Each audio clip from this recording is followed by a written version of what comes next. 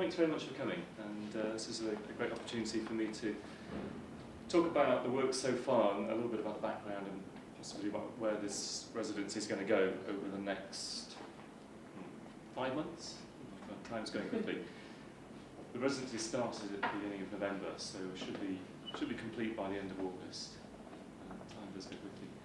I thought what I would do is show you some images that give a little bit of background, because you may not know much about my work and where I'm coming from, and also to, in a sense, ask a question of all of you who've come here, that if you feel there's something of interest in this for you in some way, that I'd be very pleased to talk about that at some future point. I've always seen the idea of a residency as something where things happen that you didn't necessarily plan to happen. That, to me, that would be an ideal residency. But in describing the proposal to the Leverhulme Trust, which Oliver Moss here, does everybody know Oliver? I'll tell you the backstory in a second, but Oliver's been instrumental really in getting this up and running. And in describing the proposal, the raison d'etre behind the project to the Leverhulme Trust, a number of ideas, particularly ideas for art objects, have come about in that description. But I don't feel that I should be too beholden to that promise. It's not really a promise, other than to work with people here in Fine Art and also in the Faculty of Engineering and Environment, where quite a lot of my time is going to be spent. So, a bit of background to the project. The Leverhulme Trust offers, I think, about 6 artists in residence grants a year. Is that right, Oliver? A few more than that, I think. But yeah, a number. And hello. Hello. We've just started. Oh, good. Sorry. Thought we were very late. It's fine. We were late starting. So Oh, right. Yeah, so a bit of background how this project came about. I've been working up in the North Pennines from my studio in Garyville. I don't know if you know Alston. It's a significant town up in the North Pennines, about 45 miles from here. And I have a studio near there. But I haven't lived there for that long. Been there about 8 years and built a studio there about 6 years ago. And prior to that, I've been living in Tyneside and going out quite a lot into the North Pennines and up into Northumberland, primarily to draw. And part of that practice of drawing in moorland locations was to use some of the natural materials, particularly peat, as a responsive medium, and to be very immersed in that environment, in the weather, the wind, the rain, those natural forces, and to respond with those materials. So when Oliver came to my studio about 2 years ago, as part of his PhD research, he was interviewing, and he'll correct me if I'm wrong here, but he was interviewing a number of artists, about 50 artists, to understand how they were representing the weather. I haven't read your thesis yet, but when's it due to be published? Soon. So I hope I'll get a chance to read the outcomes of that research. And I was one of the people that Oliver had found, and he came to the studio. And the conversation was very interesting for both of us, I think, and quite quickly led to this idea that we should set up a project here at the university to look at ideas of how you might think about the weather, and particularly in relation to climate change, in ways that were perhaps interesting, perhaps challenging, and perhaps useful to the scientific community, and in particular to the climate change geographers here at UNN. So a meeting was set up, correspondence was set up with Professor John Woodward, who can't be with us today because he's in the Antarctic, doing what he has been doing for many years, which is looking at ice, looking at glaciers in particular, and looking at how those glaciers have changed over time, doing core samples, looking at the movement of glaciers, and helping to build up that global picture, which is a big international effort of past climate. So cold, I'll get the words right here, cold paleo climate research. That's the research team that he heads up. And part of that effort of understanding past climate, of producing a model, a scientific model of how key indicators of climate, vegetation, sea levels, rainfall, wind direction, measures of wind, those scientific ways of somehow pinning down this incredibly complex thing. He and his people don't just look at ice and glasses, but they also look at peat bogs in different locations and other sedimentary artifacts such as lake beds. And they gather objects, very small objects, which I can only see under the microscope, such as pollen and spores, which give an indication of, at a very precise level, an indication of what the climate was like. And that research goes back about 16,000 years. That's my understanding of it. If Mike Lynn turns up later on this evening, he might clarify some of that. So I'm working with John Woodward, Dr. Mike Lynn, who does surface survey work. He uses laser scanners to create an image. Here's one, and I'll show you a slide of that later. To create images of surfaces. And his work is very particular to do with rock faces, cliffs, and glaciers. And the other person I'm working with, Dr. Matt Pound, who I don't think will be here this evening, he's a palynologist in the sense that he studies spores and pollen in order to build up some picture, some image, some understanding of past climate, and in particular vegetation. So those two areas of expertise are brought together in this to create this picture, as I would call it, the scientists I suppose would call it a model of past climate. So the idea was that I would work alongside those people, those three in particular, but not doing what they do, doing what I do, and to create some kind of conversation. And so what's been happening since November, a little bit earlier than November, but officially the residency started in November, is that I've been going out into the North Pennine Moors to draw, and to draw at a much higher rate, at a more intense level than I've been used to doing in the past, precisely because of this project. And also going out with the geographers. The term geography is slightly tricky, and it's been an interesting part of my understanding of what they do, in the sense that they regard themselves as, in the international use of the word, as geoscientists. And they make a distinction, it's called physical geography as opposed to human geography, or cultural geography, but they very much see themselves as hard scientists, as in going out to collect physical data and to model that mathematically and present that in various images. So, one of the key elements of the description of this project to the Leverhulme Trust was around the idea of whether, as not an object to be studied numerically, but to be experienced. And of course, what I do when I go out to draw is that I have to do battle with those elements, whether the wind is blowing or not. There was a very much a sense of being exposed to the weather, being on the surface of the earth, and those energies, sunlight, wind, rain, feed in some way or other, feed into the work, what happens on the paper. And generally speaking, I'm working with paper when I'm out there.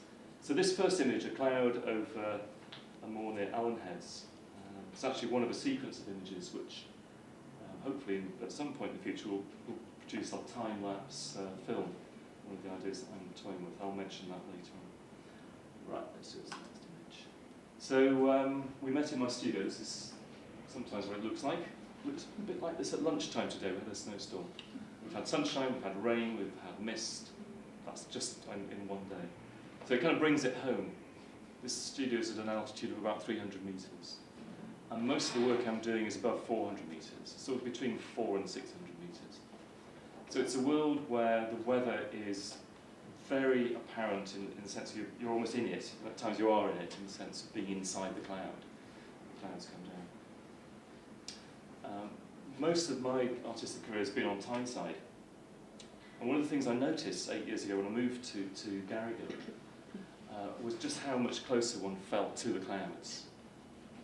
They're always much lower, they're always much bigger, there's more of them, generally speaking. And that certainly had an effect on my work.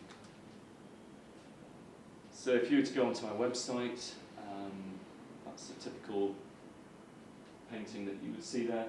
So a lot of what I've been doing over the last 15 years since I did my master's degree at Newcastle University is to make studio responses, generally speaking in oil paint, studio painting, in response to those experiences firsthand of being in that world of weather. And I'm going to introduce the term weather world, and Professor Tim Ingold, who somebody will know as an anthropologist.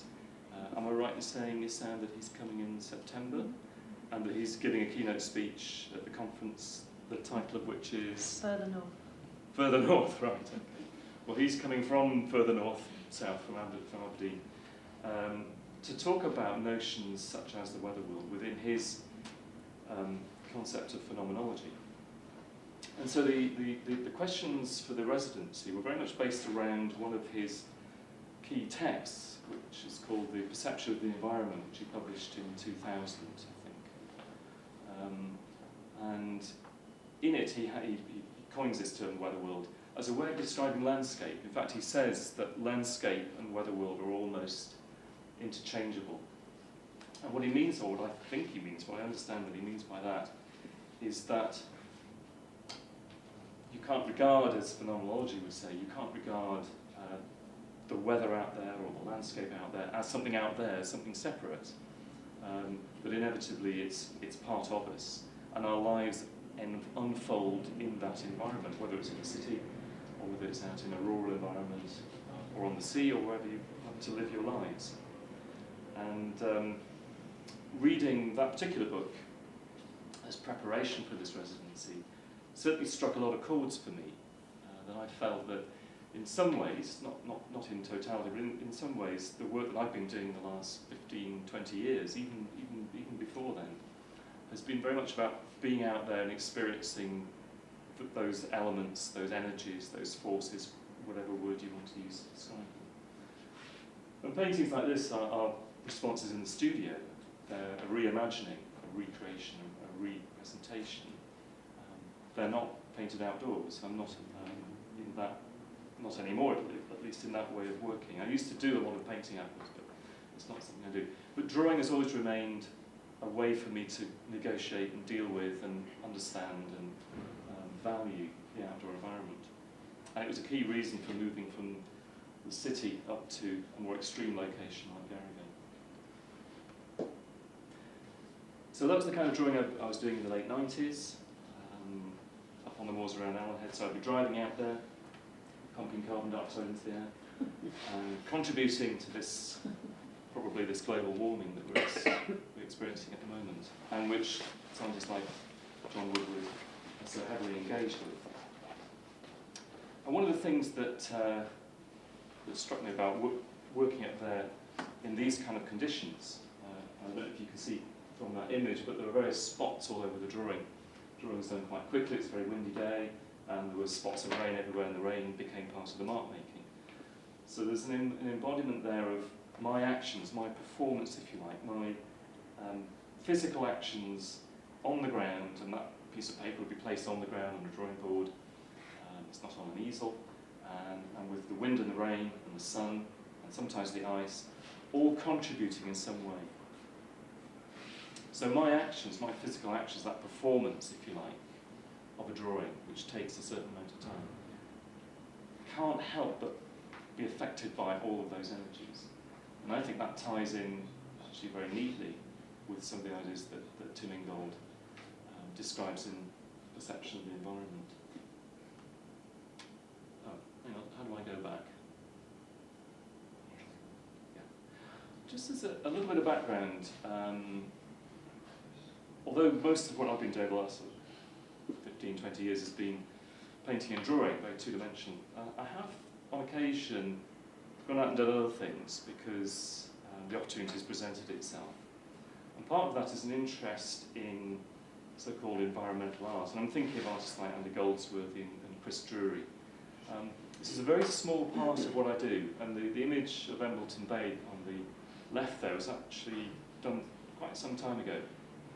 But in terms of what I'm going to be doing in this residency, it does have a connection.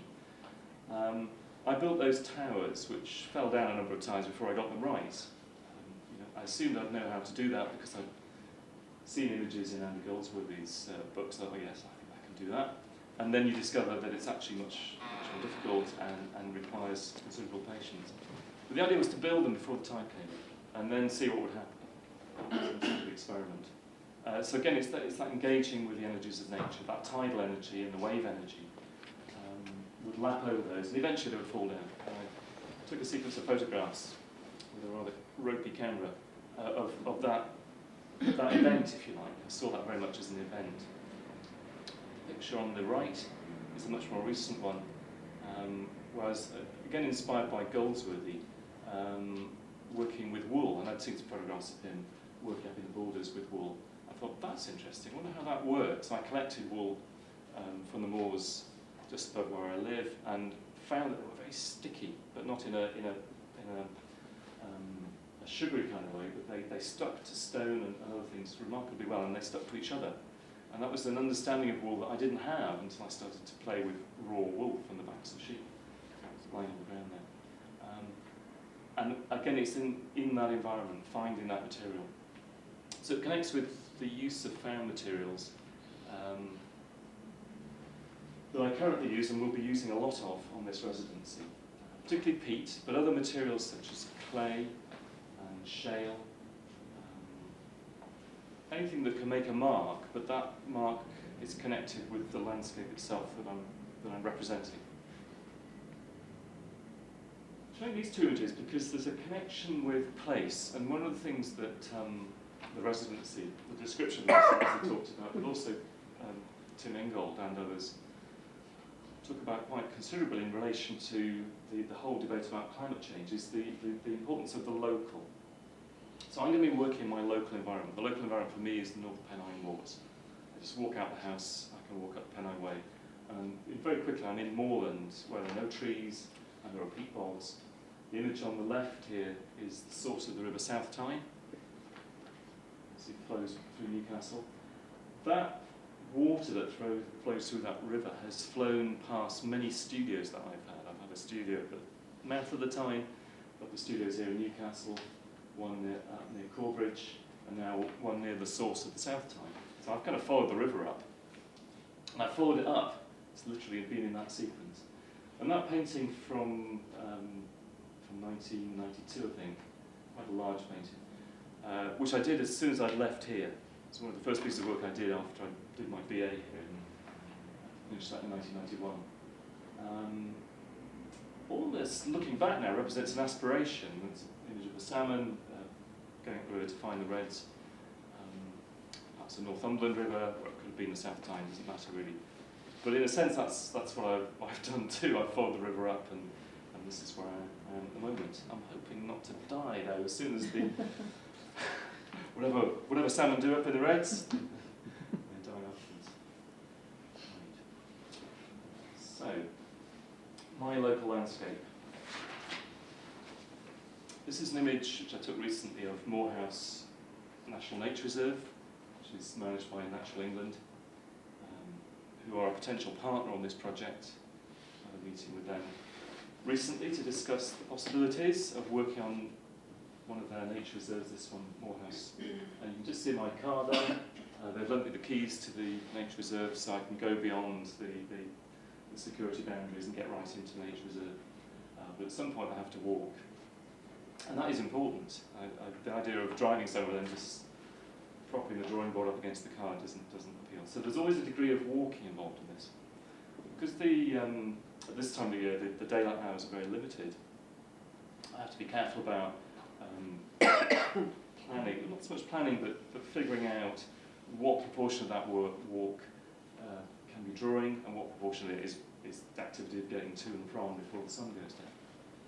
And I have been drawing, you know, beyond sunset and sort of thinking, is it wise to stay on beyond this? Because once the sun goes, it gets pretty dark out there. So, most of what I've been working on in the last 2 months are sets of drawings, and I've placed out sets of 4 drawings usually. I sometimes achieve more than 4 drawings during a day, but usually in sets of 4 if I can. And those sets of drawings are what I find at a particular location. And this is perhaps where some of the ideas of the cultural geographers come in the sense that I'm trying to be a little bit more systematic than I've usually been in the past about placing myself in that landscape, about going to a location, usually figured out beforehand through looking at a map and tracing out those movements across the map, going to an approximate location, the location decided upon beforehand depending on the weather. So if there's going to be cloud above a certain level, I'm not going to go above that level because I wouldn't get to see very much, although I may well do that at some point, but not so far. And then working for a period of maybe 4 or 5 hours on that one spot, producing 4 drawings that more or less represent 4 orthogonal directions. Not strictly the directions of the compass, but 4 orthogonal directions that somehow take in all of that space. So there's a sense there for me of wanting to encompass all of that space, particularly the space ahead of me, not so much the space above, although I have been dealing with that in some photographic work. But generally speaking, the space ahead of me, below and above the horizon always being that dividing line that is a challenge, although sometimes the dividing line disappears as the clouds scud across. One of the reasons that, or one of the topics that Oliver and I discussed in the studio, other than the drawings I was doing on location, was a proposal that I'd made to the North Pennines Area of Outstanding Natural Beauty, the AONB. Has anybody ever had any contact with or been involved with the North Pennines AONB? Mm. I mean, they're quite a dynamic organisation who deal with many different aspects of living in this kind of landscape, the moorlands and valleys of the North Pennines. And what the programme is doing, and continues to do, is to restore back to as best condition they can the natural state, so-called natural state, of the peat bogs of the North Pennines. A national project to restore peatlands right through Scotland, England and Wales. I'm not sure about Northern Ireland. And a lot of money is now being invested in blocking up the grips, the dikes, they're called grips up in the North Pennines, and there's a digger that's doing that work. And every day that digger, or a digger like it, goes past my studio and goes up onto the moors and blocks up the grips, which were put in there about 50 years ago to improve the land for grass shooting and for sheep grazing. But unfortunately that's led to a considerable degradation in the land in terms of its capacity to store carbon as a carbon sink, because sphagnum moss and the other plants, the cotton grosses that grow there, are taking in carbon dioxide and fixing it in effect in the semi-rotted plant material which we call peat. And these peat bogs at the North Pennines, they go right up to the borders and down to Barnard Castle. These peat bogs are a huge carbon sink, and if you add that up across the United Kingdom, it's a significant amount of carbon that they currently store. And the business of draining them for farming or for grass shooting is having the opposite effect, and it's causing quite a rapid and accelerating erosion of those bogs and the release of the carbon back into the atmosphere. And that's obviously of concern to the climate change scientists. So on the basis of science, a lot of the science has been done, I think, at Durham University and Leeds. On the basis of that science, they're spending millions of pounds now in blocking up the grips up in the North Pennines. And that includes money from Northumbrian Water, because Northumbrian Water had to deal with this erosion of peat. They had to clean it up, otherwise you would be drinking brown water.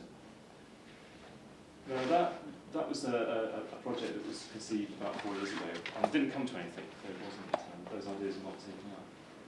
But because of it, my conversation with Oliver a couple of years back started to talk about this relationship between climate change and peat and how artists might be involved in and engage with, at a very practical level, with the scientists.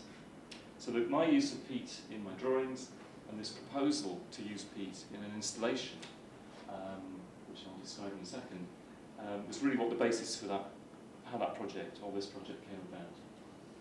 One of the proposals that I put forward was to create a large, almost monolithic cube, a Cartesian cube of peat.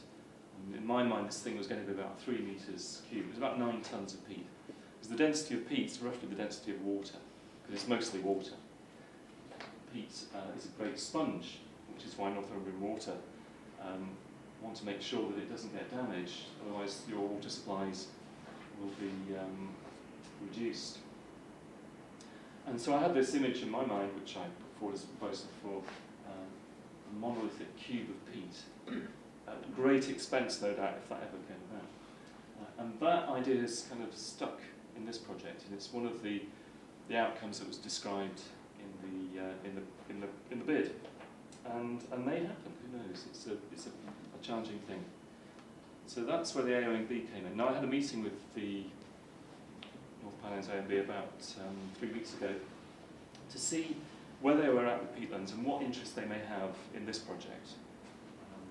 Natural England had expressed an interest in the sense that their conservation work might have something to say about the preservation of those peat bogs in good condition, because their conservation aim is to keep them in as best condition as they can from a nature point of view, from the plant and animal life, insect life up there. Whereas the water company's view is that they must keep their bills down for cleaning water and make sure that the peat bogs keep in good condition for storing water. And people like John Woodward are interested in it from the point of view of the carbon exchange, and particularly the carbon capture. So there's a photograph I took in my hand about 15 years ago when I first started digging into that squishy, wonderful, very painterly material, scooping it up and then spreading it across the paper. And the drawing on the right is one of the first drawings I did back in October, up at Moorhouse, before I got the keys to the nature reserve, which would have made life a bit easier. And one of the attributes of peat, which I've always liked, and I think it's very interesting, is that although physically it can have a potentially damaging effect on the paper, it's got a pH of about 4.5, between 4 and 4.5. And part of this project is to find out whether that should be dealt with in some way, whether it should be neutralised in some way on the drawings. Its consistency is like paint. It's a very buttery sort of consistency, and you can draw into it with your fingernails or with a knife or any kind of scraper. And those marks down at the bottom are just maybe my fingernails. So it's something about being very physically involved in the material, in digging it out, in spreading it on the paper, in scraping it off the paper, physical engagement of my body with those materials in that environment. And that's, I think, the weather world, as I understand it, that Tim Ingold is talking about. If you haven't read this book, you might find it interesting. And particularly if you were going to go to this conference in September, I highly recommend you read that. He's written another book since then, the name of which escapes me for a second. Being Alive. Being Alive. But it more or less covers the same territory. And he also wrote a preface in 2011, so to the reprint of this in 2011, where he's reconsidered one or two things. So for many years, and this continues, but it's not really going to be part of this project at any rate, I've been making images to do with the North Pennines, but not actually in them. Both these paintings were made in studios, one in Newcastle and one out near Corbridge, where I was making it up, in fact.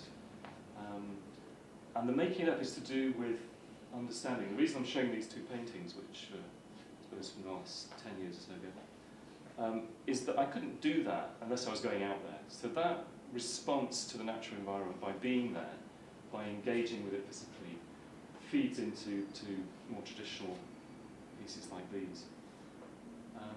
My intentions for the residency are to pretty much confine things in the two-dimensional area to drawing. But I'm also developing some ideas around time-lapse photography. So I've been talking to Robert Jefferson up in media about the technicalities of that and what possibilities that might throw up. And he's been very helpful in proposing other ideas which I hadn't considered. So that's something I've just started with. And the idea would be that if those time-lapse images were successful, that I might project them in some way as part of an installation. And that would be in relation to the drawings, perhaps some kind of monolithic piece of peat, which has significant technical challenges around it, because peat, being mostly water, if you put it in an unprotected environment, it dries out very quickly, and that's the problem they've been having up in the peat bogs anyway. That's why the erosion has been happening, because the peat dries out in the summer sometimes. So the time-lapse imagery is a way of engaging with movement. There is movement in the drawings, although the drawings on the face of it appear to be static things. They take movement to create them. And the movement of my body and making those marks on the paper, and the movement of the wind, the paper flapping around, there's all sorts of movement involved in the creation of those drawings. So the time-lapse imagery might tie in some way, and that's something I want to explore and test out on this residency. It's not something I've ever done before. I've never made a time-lapse movie. My children have. They've made stop-motion animation movies, so I might be consulting them on a few technical things. But a lot of the time it's like this. That's what it was like this morning, until the sun came up. There was this sense of imminence that, yeah, anything could happen. That could suddenly turn to snow, or it could suddenly surround you. You'd be then in a very different world. So that sense of change that goes on all the time. And that's something that I experience very strongly and very physically when I'm up there in the moors. So it's an important part of this project, I think, to be physically engaged on location. And talking to the geographers, we had a field trip. We had a field trip back in November. I went to a place called Wolfcrag Moss, which I'll show you there. And Wolfcrag Moss is a research site near Keswick, just south of Threlkeld district, where they teach, where they train undergraduates in core sampling, where postgraduates get their experience in using the scanning technology and the peat coring, and where they do long-term research. And one of the reasons they like it is because the bog's in very good condition. And the bog lies under a cliff, Wolfcrag Cliffs, and it's about 10,000 years old. And one of the reasons they know that, or they're pretty sure about that, is because of images like this one. I don't know if you can see the red triangular-shaped object, but that's a pollen spore from a tree. Don't ask me which tree, but if Matt Pound was here, he would tell you straight away, because he's a pollinologist, an expert in pollen and spore identification, which they use around the world to date sediments. And these peat cores are sediments. They're laid down year after year in a seasonal way. So they have a physical engagement. I went out with them onto these moors and got an understanding of the physicality of what they do, even just assembling the coring equipment and then thrusting it down through the bog and then drawing it out and getting the core sample. Doing that about 20 times. So that it can get all the way down, about 10 metres down, approximately 1 millimetre per year of peat production when the bog's in prime condition. That's an estimator that they use to say, well, if this peat bog is 10 metres deep, it's about 10,000 years old. And there are no peat bogs in this part of the world that are more than 10,000 years old. So they can date the end of glaciation to that period. Now, you may be wondering why I've put that image there by Salgado. Although Salgado is known primarily for his images of people in quite extreme environmental conditions, in gold mines and so on, there are some images by him, just a kind of representative image of that kind of thing, where it's just about the weather and the land, that division between weather and land. And that, of course, is a very powerful image where if you found yourself there, you may be wondering, what your chances of survival would be from that storm. Luckily, things don't get quite as bad as that in the North Pennines, but we have had hurricane force winds recently up on Crossfell. And also an image like that, this was just from before Christmas, just after Christmas, near Aberystwyth. I was down in Aberystwyth whilst these storms were going on. So that element of the weather, particularly the wind, but the weather generally being part of everyday life. Whether you work in an office and you're insulated by it, or you work in a factory, at some point or other you're going to be having to grapple with the weather on the way to work. But the weather is an absolutely essential element of everyday life, and particularly for people who work the land where I live, the sheep farmers who occasionally I meet, and the gamekeepers, all the people involved in conservation, or occasionally geographers who are out there doing research. So talking to the geographers on Wolfcrag Moss about their interest in the weather, their interest in that environment, they're interested in it in terms of gathering data points for the research. But at an emotional level, all of them said to me when I talked about this interest in landscape and the weather, all of them talked about the reason they got into geography was because they liked to be out there in the weather.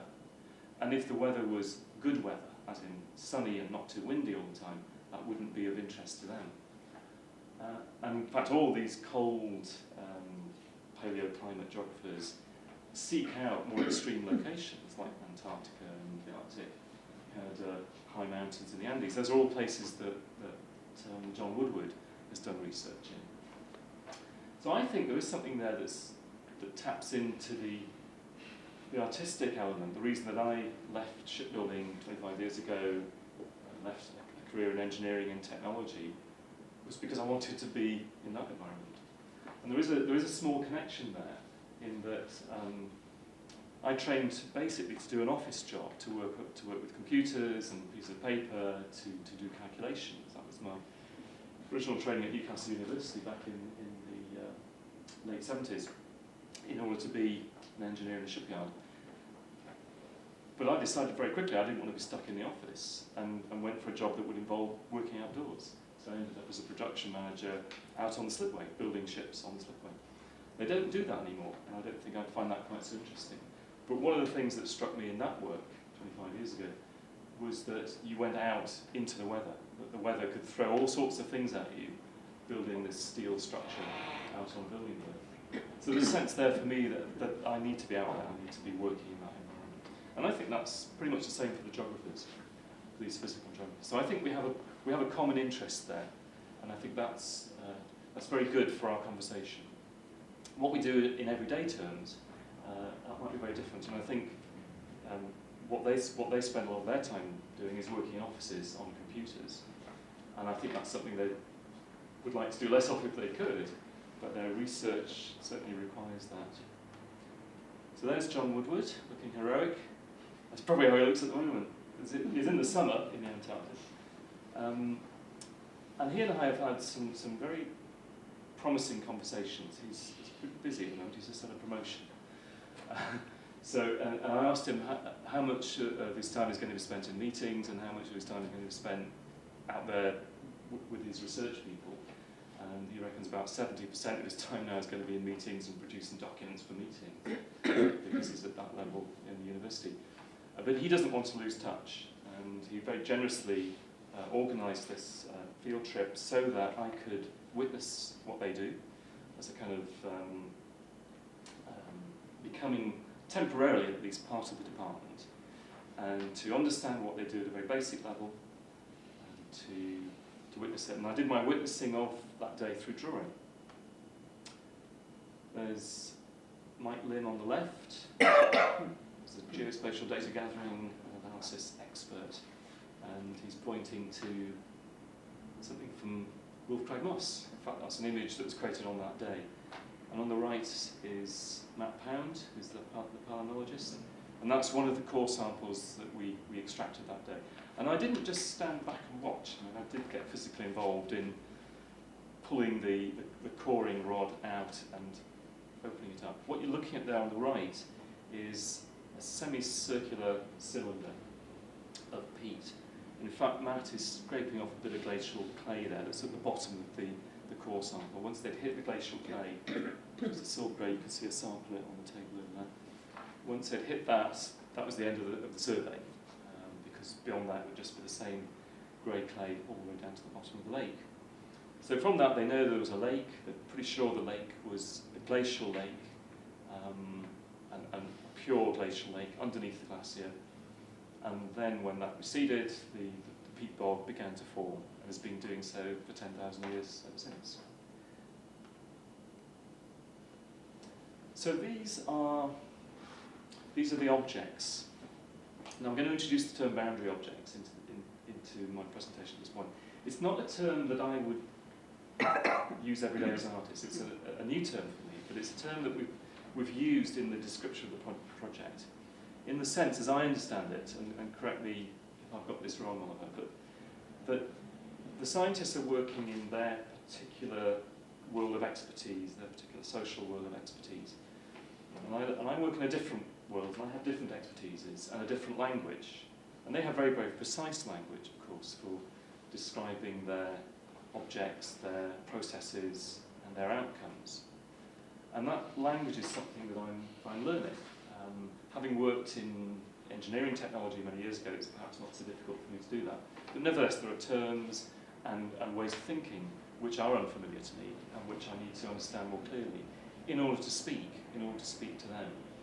And in order, ultimately, to produce some artworks that have meaning, not just to me, but to them too, that it's a genuine exchange of language, a genuine exchange of ideas, and there may well be some degree of commonality between the two areas. So they've very generously spent a couple of days with me describing what they do.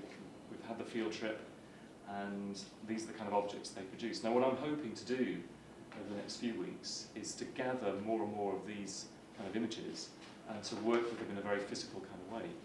So one of the things that's come out of the conversation, which wasn't really there in the original proposal, is the idea that I could produce some collages, some meshing together, some building up in layers that might reflect some notion of sedimentation, which is what they deal with, to make that connection with sedimentation through my work. And John in particular is excited about that. He's talked about this many times in our conversations about how he would, if he could have any say in what I do, which he can't, not in a directorial way, but he can have a say and influence what I do, and I think that's how it should be. But he's very keen that I explore that idea of sedimentation, because it's so central to what they do, whether it's ice cores or peat cores. The data that they're looking for, the conditions of the atmosphere thousands of years ago, the conditions of vegetation from these spores, it's all locked in those layers. And so I'm thinking about those layers, and collage is one way for me to perhaps to deal with that. So there we are on Wolf Crag Moss. Now it's the only time I've ever been there, but I do plan as part of the residency to go back there, even though it's not my local landscape. I think the issue of the local landscape is important, that I want to spend as much time as I can in the local landscape, but there is this opportunity which is presented there by the scientists to go back to Wolf Crag. Sorry, Lan, we have to okay. go for a preview. That's I'll fine. leave some flyers out if anyone's Hope it goes well. Thank you. See you again. Yeah, so what we're looking at there on the left is a very expensive machine, a laser scanner. It's got 2 rotating mirrors inside it, and it's linked up to a laptop computer. And that's Mike Lynn kneeling next to the machine. as John was very keen to tell me, that's a £250,000 piece of machinery which they're not insured. they can't insure it. We had quite a lengthy discussion on what would happen if it was nicked. And items like that have been stolen from research that other teams have been doing in the Alps, and they have been able to trace it eventually. When they come on the market, there's some unique identifier. So he certainly doesn't feel a need to insure it against theft, but certainly against damage. So they were very, very careful with it. So he set it up there on the glacial moraine overlooking the bog. And what it's doing is it's creating a picture of a kind, which I'll show you in a moment, of the surface profile of that land.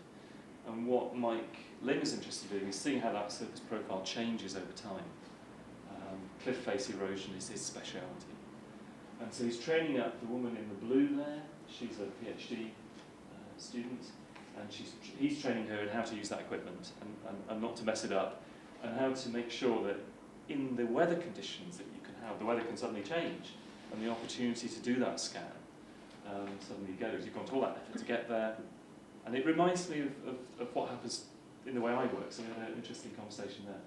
You know, I go there with my equipment, you know, big drawing board, load of paper. I get there and get blown off or snowed off. They go there and they can easily get rained off or snowed off. And they threaten to do it all day. They've got the scan. And we've also got a student from media there filming, but we haven't seen the film yet. So I don't know who's done that. Now, the drawing on the left is my witnessing of that. I've used some of the peat, not from the core sample, just the peat from under my feet there, to draw with a Chinese ink stick onto the material. So that's Mike and PhD student. So back in the laboratory, there's two kinds of ways of thinking of their lab, their studio in my terms. One is the physical manipulation of materials. And the photograph on the right is hydrofluoric acid chamber, which if you got it on your skin would do very, very serious damage to you, and you'd be hospitalised immediately and under threat of losing your life. So I like that physicality, I like that possibility of danger. There's a connection there, I think, with what can happen out there in the landscape in representing it through drawing. So they have to take the core samples and remove all the bits they're not interested in and try and get down to the pollen grains, and that involves using this acid to destroy the silicates. On the other hand, Mike Lim, who's using computer analysis processes, he's taking the raw data, and that photograph on the left there is a spot map, point map, of all the data points that the machine has collected, millions of data points that it's collected during the course of the day, to create this rather strange, unearthly image. And seeing that image and watching that image being rotated, noticing the viewpoint being changed, has stimulated some ideas for me about how I might use that raw material, those objects of science. In fact, in conversation with Robert Jefferson in media recently, he immediately saw the possibilities, for time lapse, and wondered if he could come with me the next time and talk to them about making some kind of film, or even putting music to it. He's got an interest in music soundtracks. I'm not playing myself to put any kind of soundtrack on, but I actually would quite like some silence. So the drawing there on the left is one of the four that you can see on the table over there, so if you want to have a look at that later, I'll put it out. And I put it out in an array of four, in the sense of I was there on that spot, and those were the four views, more or less at right angles to each other. I'm taking photographs of all of those drawings on location, and building up the database of images for some use. One of the uses would be to put them on a blog. The blog's not there yet, but what was the next thing to do after this seminar is to start that blog and to build up layers, kind of diary layers almost, of what happens both out there in the environment, what happens in conversation with people, what happens in the laboratory, and try and make the blog the primary means of communication at the moment. Now, that's a handheld photograph on that very same spot, but not looking at the horizon this time, but noticing those aeroplanes from probably from Amsterdam or Heathrow, Gatwick, going on a great circle over to America. And because of the altitude, I think I'm about 500 metres there. They do feel closer. The contrails, the clouds, feels a lot closer. And so I was able to pan the camera. I've just got a very simple point-and-shoot camera, really. Just pan that camera and press the button, and took a number of shots, and just got this one, which froze the motion. Other shots have much more blur to them. But that sense of connection and disconnection, I was just thinking about those people there. Well, maybe they could see me. When I flew to America when was the last thing? I did an exchange to Cleveland, Ohio, when I did my MA. And one of the things I did on the plane was a body of drawings. I did about 30 drawings on the plane, looking out the window. A wonderful thing to do. So I was imagining somebody looking out the window, maybe they'd see me with my drawings spread out on the peat bog. But there's no connection, unless there's a mobile phone. There's no mobile phone signal there anyway. They're there, I can see them, they could possibly see me, but there's no means of exchanging any kind of conversation there. And their view of the land is altogether different from mine. But it's an object that made me think, and I've seen quite a few things around on those peat bogs which might be objects that I could collect that might form part of a conversation between drawings and other things. Scientific objects I found. There's a camera case, some plastic camera case, I actually left it there, and I regret that in a way. I wish I'd picked it up. I went back there the following week and it had gone. This is a map that is growing. It's on my studio wall to remind me of where I am at. It's part of the process of thinking about this space of the North Pennines and where I'm going to go. And I'm simply tracing out, in the order in which they've been done, the locations I've been to, and numbering them and dating them. So the map itself contains all that sort of information. But in addition to that, there's a log. So I'm producing a log every time I go out. I make pseudo-scientific log of things like temperature, wind direction, location, the OS map reference.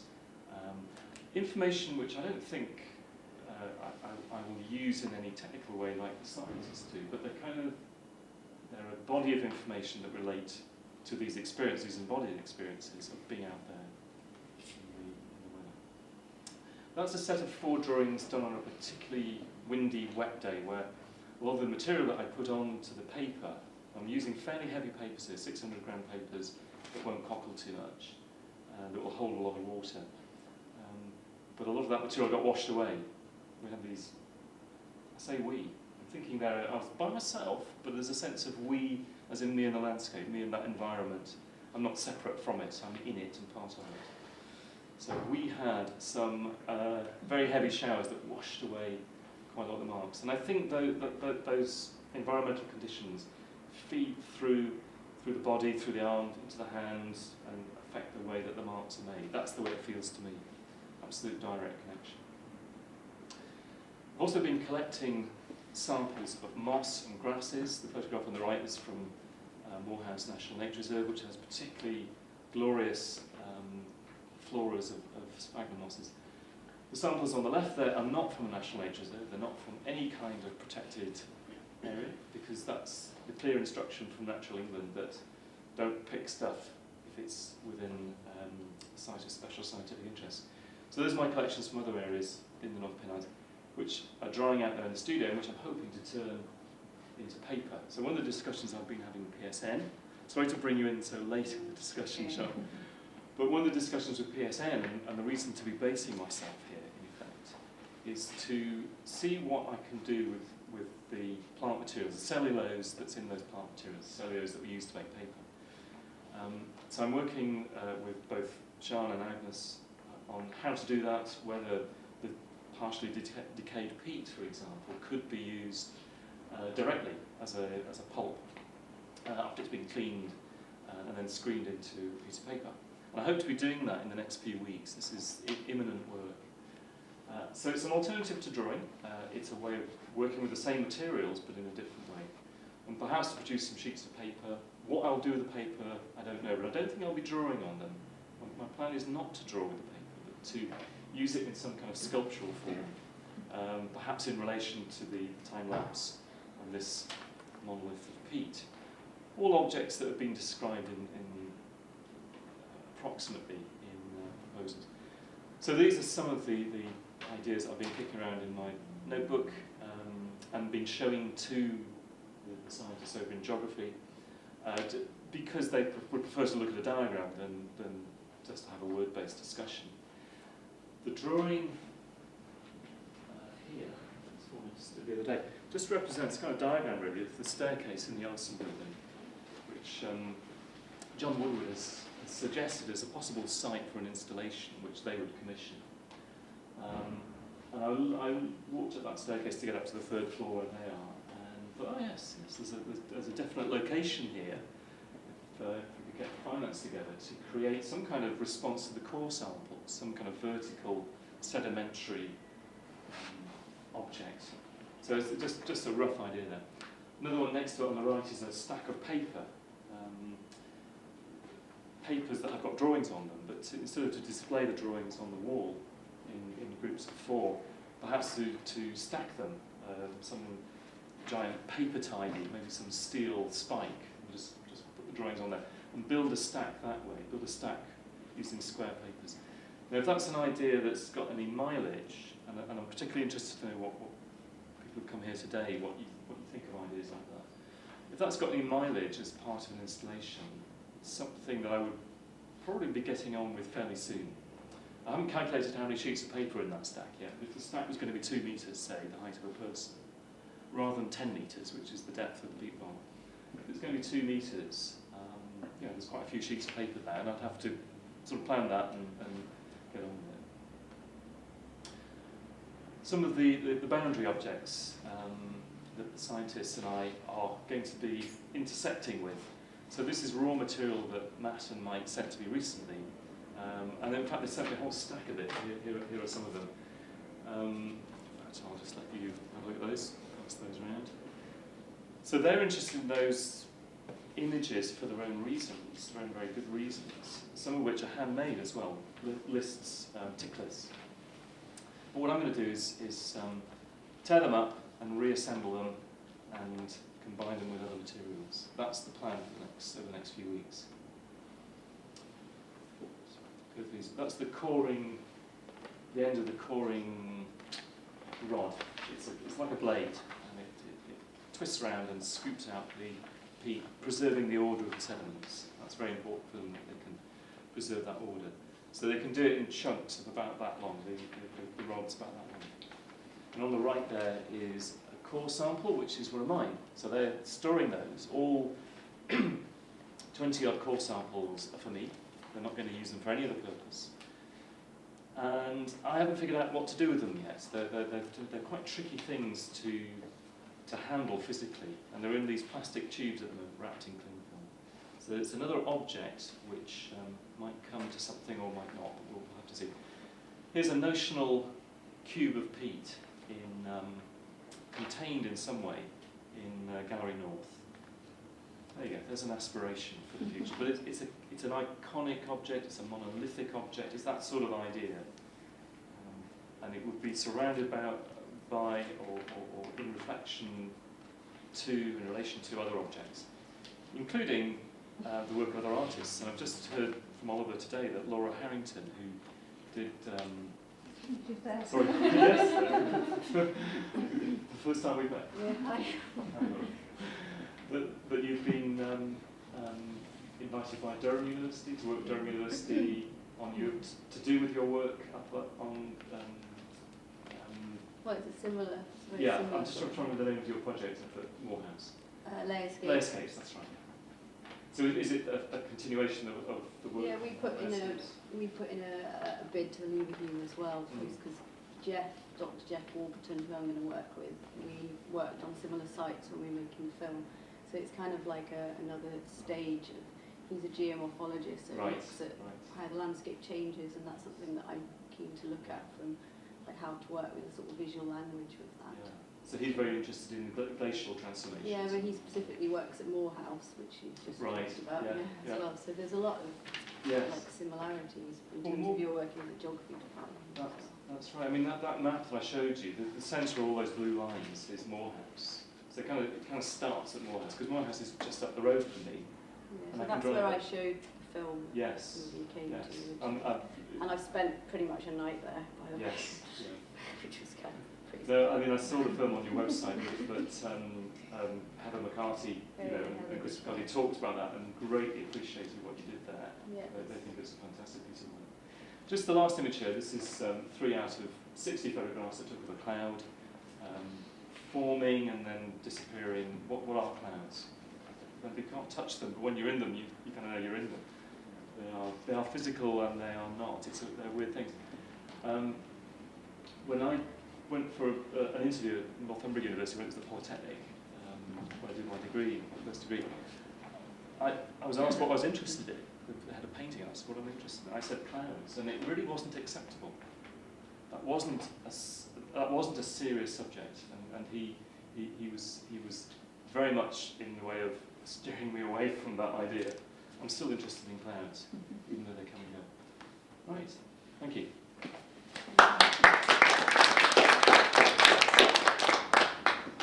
So if any of you have got any questions, we may have a bit of time to have a response.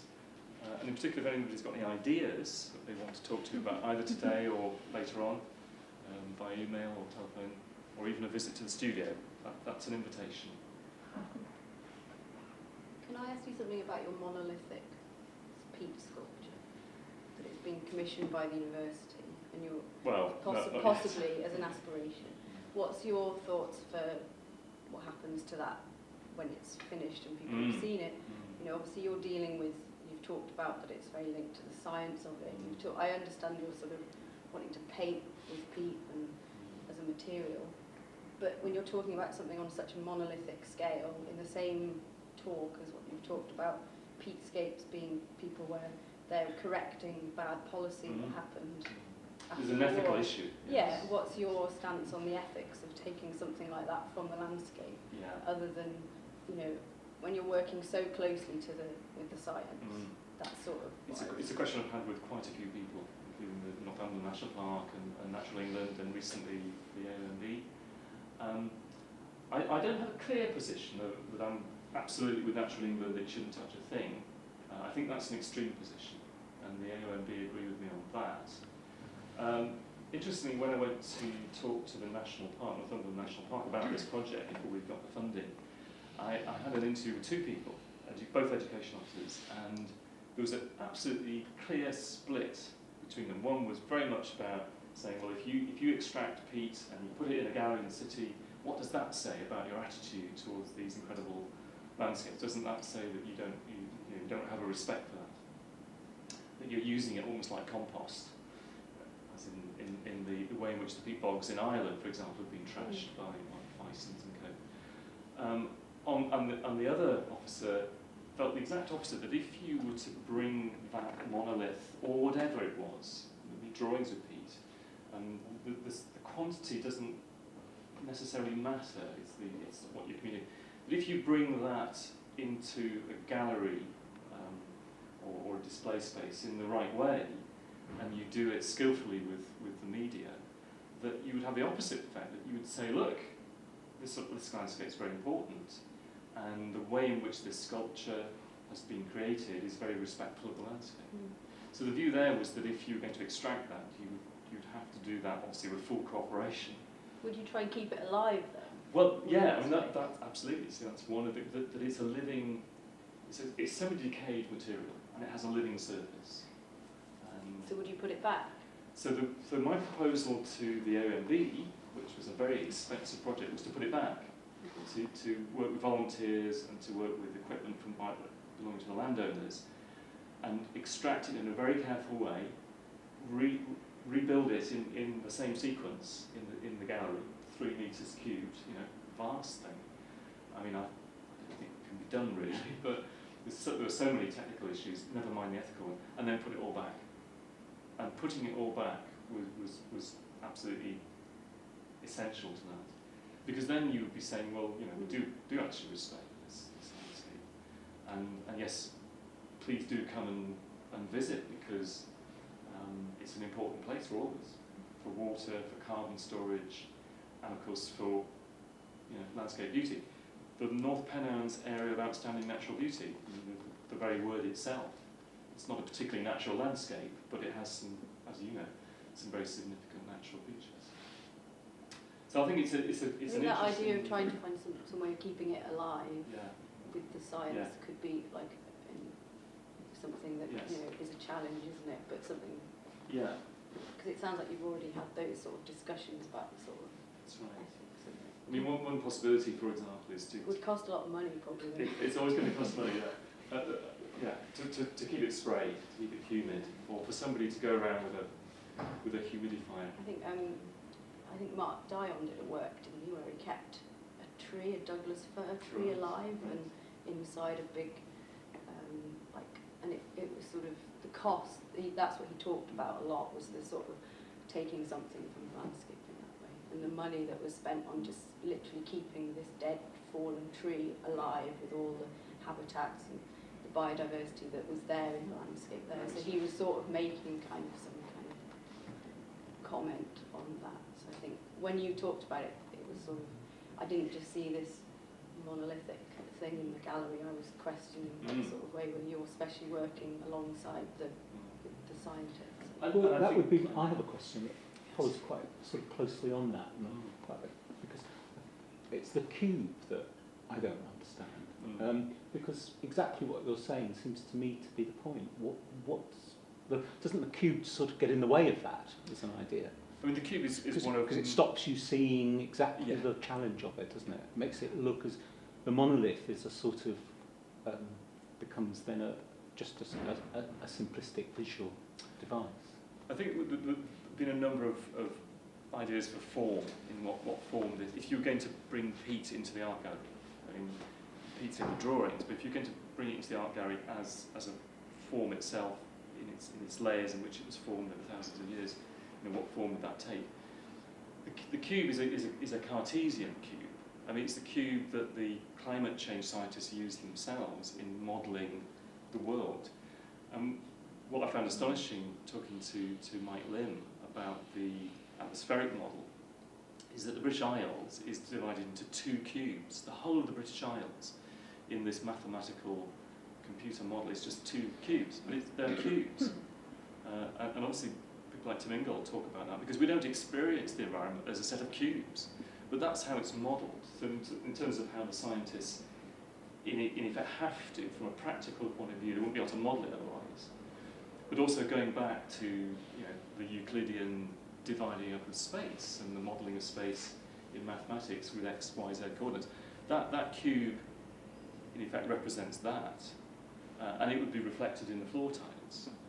The gallery itself is a rectilinear. But curiously unreflected in the rest of your work. Yes, I mean an absolute contrast, except that the drawings themselves are rectilinear. I mean the pieces of paper that I'm working on at the moment are right-angled. The stack of drawings, if that comes to fruition, again that I think refers to a grid. I think there is a conversation there between me and the scientists about their use of the grid, which they have to do. I mean, I don't think they can conceive it in any other way, but there is a reflection. Like a sheet of paper which you... Well... How else can you conceive of it?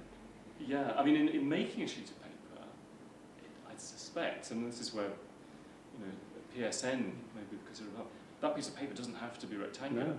The traditional methods of making paper mean they are rectangular, and they're to precise dimensions. And many of the sheets of paper I'm working with are standardised, 76 by 56 centimetres.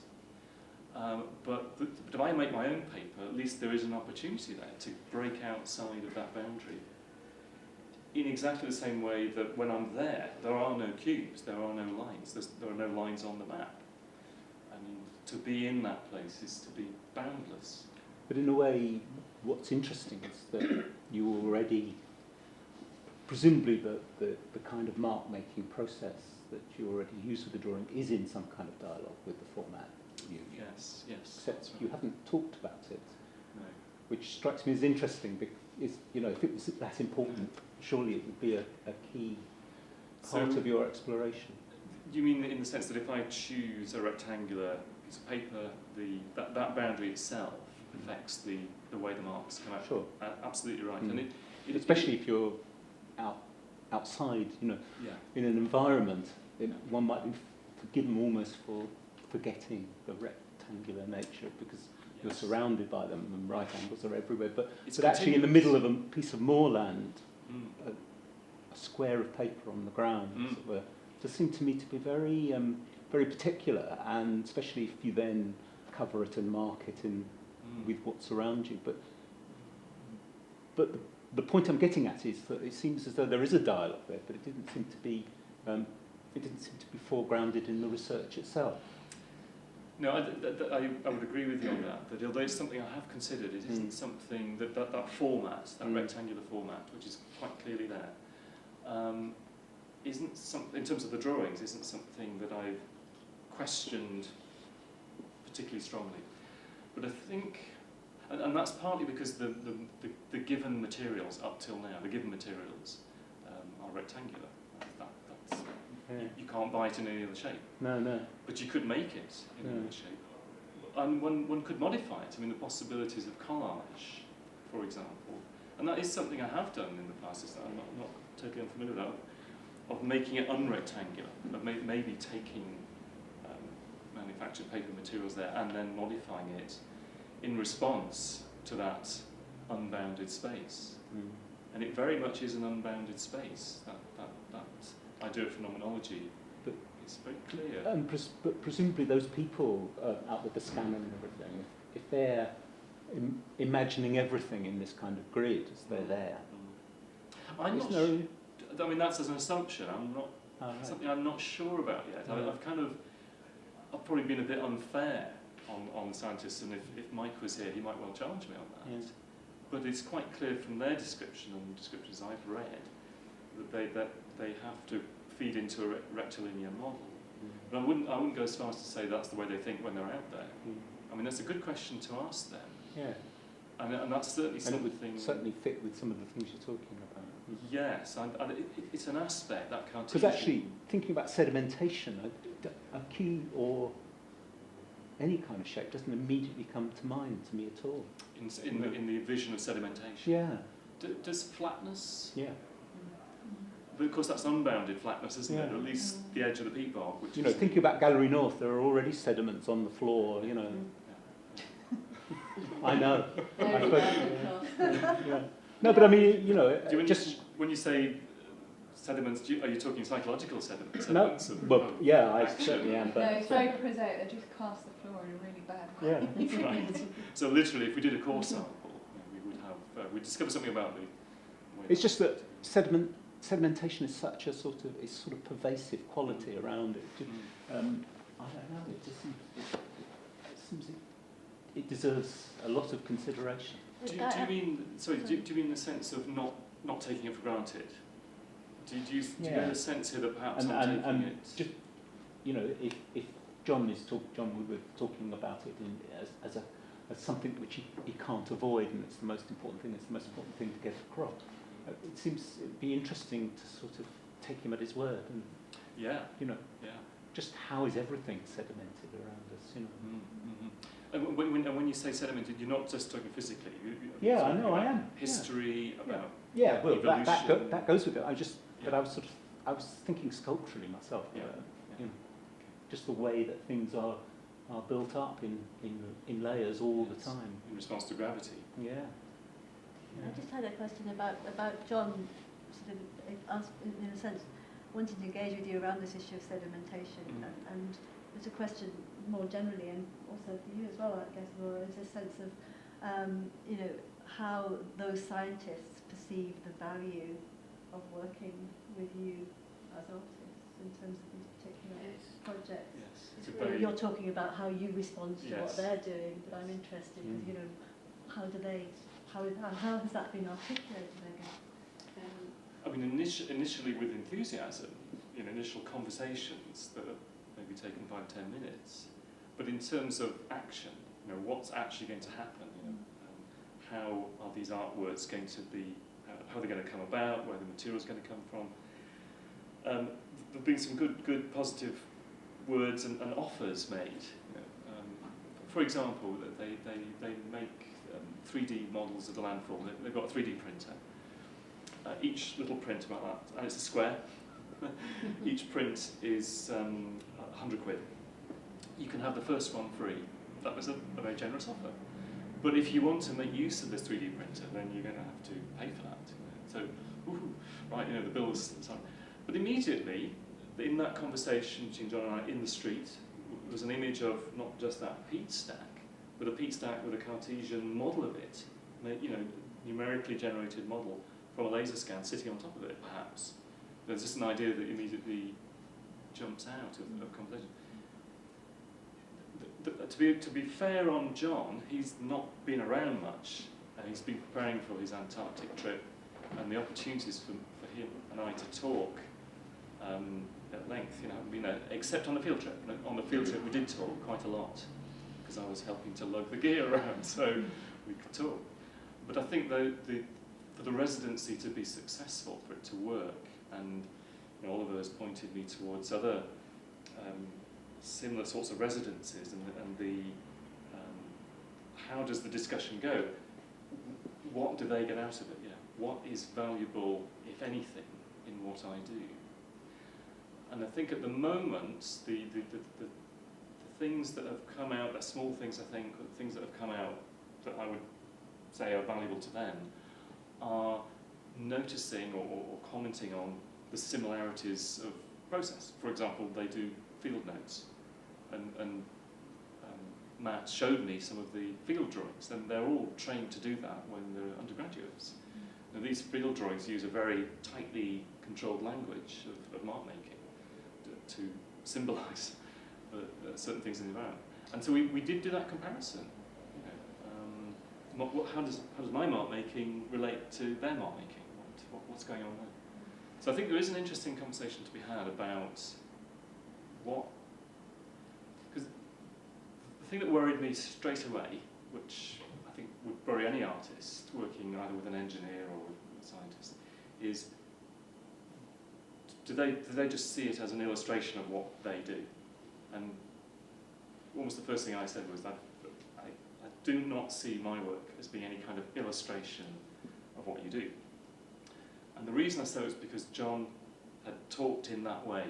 He said, one of the things he'd like to get out of this project, including a commission, is to use art as a way of showing the public, showing people what they do. And I think that the real danger of that is just becomes an illustration. And so I'm kind of wary of that. But I don't want to shut down the conversation. You know, I need to stay as open as possible. I mean, what's been your experience with the people in Durham? Well, I haven't started yet, but I've obviously, I'm only working on the Department of Geography, but I'm specifically working with one scientist, and I'm sharing his office with him. So very close contact. Yeah, and so I came across his work when I was making the film, partly because most of the sites that I would go to, his equipment was there. And at that stage, it's not that I wasn't interested in it, that's not what I was there when I was making the work. And then we met each other when we were presenting to a sort of a board meeting for the Peatland programme. Yeah. And he asked me if he could have a copy of my film to show his students as part of a Peatland module. So I guess that's the start of something where he automatically asked for something that would assist him with his teaching. And I guess one of the reasons why I'm not very loyal to any sort of medium, I trained as a painter, but I sort of go between lots of different mediums and collaborate with quite a lot of different disciplines with other people. And the film was something that was very important to me as something that I could archive, that had a future beyond something physical. I found something like this landscape really difficult to just sort of like for me, a drawing or a painting. The film was something where I captured it moving over a year, and then I archived it in a film. And so the fact that he asked for it was the start of something that felt that he wanted something from me before we'd even started a conversation. And I then the Leverhulme residency was something that I'd thought about for the last couple of years as something that I like, the idea of it having quite a lot of autonomy to work on something for a year, which has become something that I'm also really interested in rather than just working on short commissions. Yeah. 4 seasons. 4 seasons, yeah. And I'd worked with scientists before with the Environment Agency and found it incredibly difficult for the reasons that you're saying, in that it felt very not great for me as an artist and probably not great for them. And from that, I kind of found a way that I would like to work as to set as how it would be, that means that it works both ways. So my outcomes are fairly loose for my residency, but we've mapped out some very key things that I'm particularly interested in with his work. I've also joined up with an arts organisation called Invisible Dust, who are based in London, who work a lot with scientists and artists. And to me, they're the sort of people that will help kind of place the work in contexts which will like expand their work, and I don't therefore have to just find places for it to go. So they're involved in kind of working with the outcomes of it. So I guess that's important as well. So I think it's a sort of, it's about me being able to use my place as an artist to expand their work